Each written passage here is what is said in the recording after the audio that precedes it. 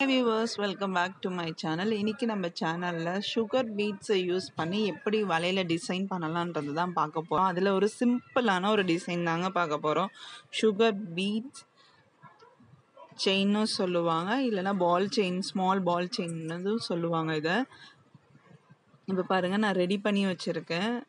Silk த்ரெட்டால் வலையில் rape பண்ணி ready பண்ணி வச்சுருக்க பேங்கிளில் தான் நம்ம பால் செயினை ஒட்ட போகிறோம், சுகர் பீட் செயினை ஒட்ட போகிறோம்.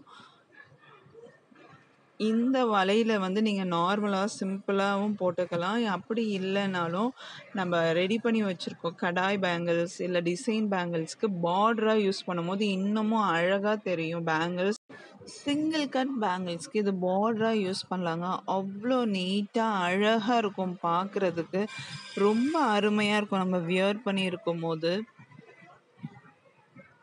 பேங்கிள்ஸில் சுகர் பீட்ஸ் இப்போ ஒட்டிட்டு வரேன் நான். இது மாதிரி தான் நம்ம ஒட்டணும்.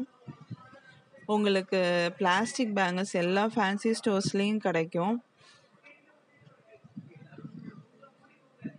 உங்கள்கிட்ட அப்படி பிளாஸ்டிக் பேங்கிள் இல்லைனாலும் நீங்கள் கிளாஸ் பேங்கிள்லேயே இது பண்ணலாம். ரொம்பவே சூப்பராக இருக்கும். கிளாஸ் பேங்கிளில் அப்படியே மேலே இதை பேஸ்ட் பண்ணும்போது பிளெயின் பேங்கிள் இருக்கும் பாருங்கள், கிளாஸ் பேங்கிள்.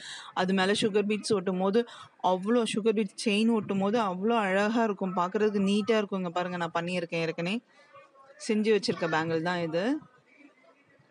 இப்போ நம்ம மேட்ச் பண்ண போகிறோம். மேட்ச் பண்ணி பாருங்கள் எப்படி இருக்குன்னு.